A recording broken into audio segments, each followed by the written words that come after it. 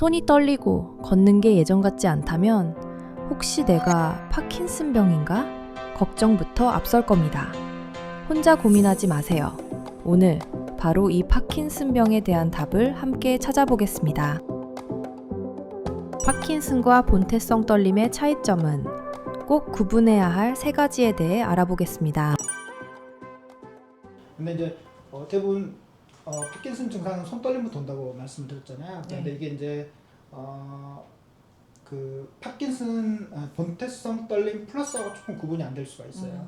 근데 이제 본태성 떨림 플러스는 대부분 한쪽만 떨리는 경우보다는 양쪽이 떨리고, 근데 파킨슨 증상은 대부분 한쪽, 그 강직이 오거나 이렇게 안 좋아진 쪽 한쪽으로 떨리는 경향이 있어요. 그리고 이제 레스토 트레모라고 해서 가만히 있을 때 떨리는데, 사실 본태성 떨림 플러스에도 가만히 있을 때 떨리는 증상이 나타나기도 해요.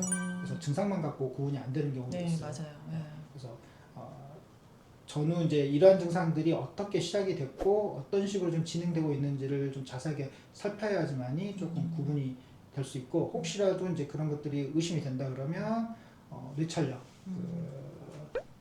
fMRI를 찍어봐야 되겠죠. 그래서 기저역 쪽에서 미상액 쪽에 손상은 없는지, 거기에 이제 손상되기 시작하면 일종의 이제 파킨슨 증후군으로 볼 수가 있죠. 그런데 이제 우리가 우리가 이제 손이 떨리고 몸이 느려지고 굳어지고 균형을 못 잡으면 이제 우리가 파킨슨병 또는 뭐 파킨슨씨 병이라고도 해요. 파킨슨병이 파킨슨씨가 발견했다고 해서 파킨슨씨 병이에요. 예, 그 의사 이름이에요. 파킨슨이. 그래서 파킨슨씨 병이 이제 나타나는데, 보통 이제 손이 떨리면 전부 다 파킨슨씨 병이라고 생각하는데 사실 그러진 않아요. 우리가 손이 떨리고 몸이 굳어지고, 그러니까 이제 강직 증상이 오고 움직임이 느려지는 이 3대 증상이 이제 우리가 파킨슨씨 병에서 나타나는데, 이 세 개의 증상이 나타나는 병이 파킨슨씨 병만 있는 게 아니에요. 이 세 가지 증상이 나타나면 우리가 파킨슨 증후군이라고 해요. 증후군이라고, 즉 뭐냐면 이런 증상이라고 하죠. 그래서 그게 떨림 증상하고 그 다음에 강직, 몸이 굳어지는데 주로 뭐 어깨나 뭐 허리, 다리 이런 데가 굳어지고, 그 다음에 서동증 또는 운동안만이라고 해서 몸이 늘어져요.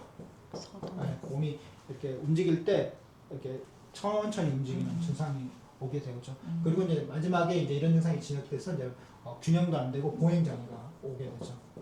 이제 이런 것들이 오는 것들을 우리가 파킨슨 증후군이라고 해요. 이런 증상이 나타나면. 그런데 이제 이 증후군은 다시 크게 세 개로 구분이 돼요. 하나는 진짜로 이런 증상은 파킨슨씨 병이 있어요. 이걸 파킨슨병이라고 하죠.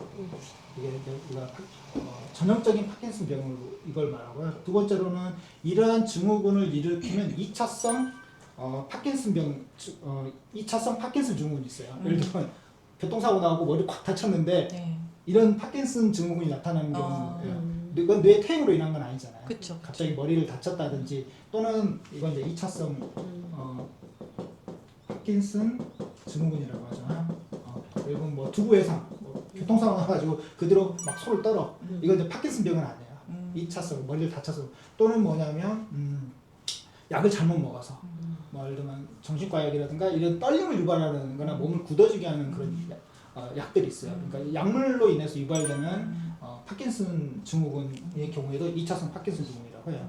또는 뭐 뇌수정 같은 거, 뇌에 갑자기 물이 차가지고 이런 어떤 질환이 있어서 것을 우리가 2차성 파킨슨이라고 하는데, 이건 그 원인을 제거를 하면 좋아져요. 그래서 파킨슨 병보다는 애호가 훨씬 좋죠. 원인 제거만 하면 되니까.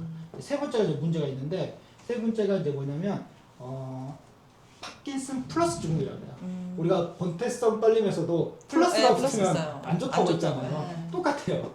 또 파킨슨 플러스.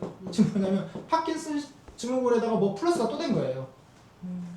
이러면 이제 문제가 되는데, 이 중에 여기서 가장 대표적인 병이 뭐냐면 다계통 위축증이에요. 우리 한의도 간혹 오시죠? 위축증. 본인들이 몰라서 오신 경우도 있고, 뭐 진단받고 오시는 경우도 있는데, 어쨌든 요게 이제 그 제일 좀 많죠. 여기 파킨슨 플러스 증후군에서. 이제 뭐냐면 다계통은 뭐냐면, 다계통이 뭐예요?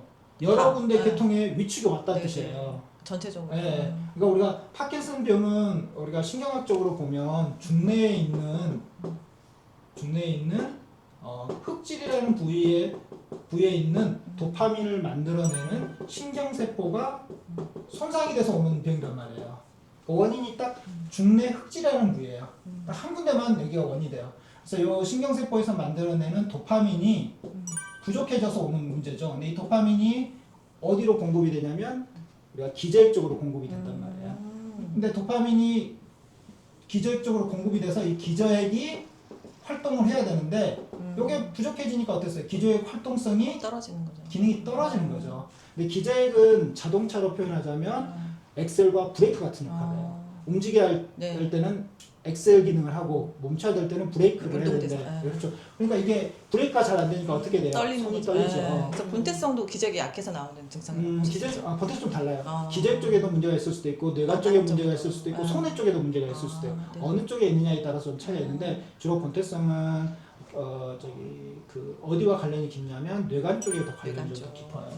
근데 어쨌든 기저액이 떨어지면 그래서 엑셀이 안 되니까 느려지잖아요. 그렇죠. 네.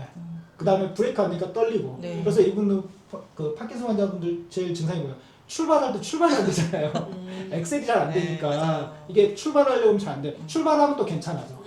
멈추는 것도 또 그런데 힘드시죠. 멈춰갖고 돌려보면 또 안 돼. 네. 이렇게. 정확히 잘 안 돼요. 네, 잘안 돼. 자동차로 말하면 엑셀과 브레이크 기능이 잘 안 되는 거예요. 그런데 엑셀과 브레이크 자체가 고장이 난 게 아니라 그것들의 기능을 하기 위해서 뭐가 필요해요? 연료가 필요하잖아요. 그쵸. 연료가 떨어진 거예요.